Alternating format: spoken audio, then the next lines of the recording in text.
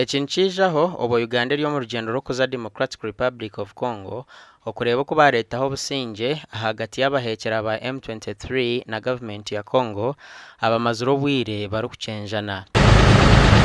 General nagira ngu amahe ga Uganda People's Defense Force agokuza Democratic Republic of Congo yahereza kugakwasa General Jeff Nyanga.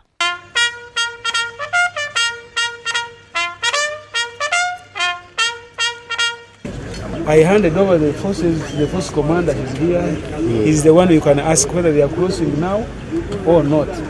Aha mukoro yo kubakwasa bendera aha mbuga za Bunagana, Lieutenant General Kayanja Mahanga ozwekire Chief of Defense Forces ashoborire yagira ngu aina amasiko ng'omurimo ubwo bari kuza kukora mu Democratic Republic of Congo no gwo busingye. The East African Community Regional Force that is going inside there. We are going under that heading to ensure that peace comes back in that side, that part of the DRC. Ahabwira bisherukare okugumza mbine michwe. Now the UPDF exports peace in other countries. We were in Liberia at one time. We are now in Somalia. We have been to South Sudan. We have been to Central African Republic. With our brothers in the DRC, we have been there many times.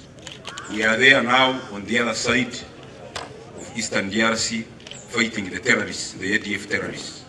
Contingent Commander wa Mahega East Africa, Mike Walaka Ahamzebi. On behalf of the contingent and on my own behalf, I wish to take this opportunity to welcome all of you on this auspicious occasion, marking the sending out of ambassadors of peace and tranquility to yet another African country that has been under turmoil.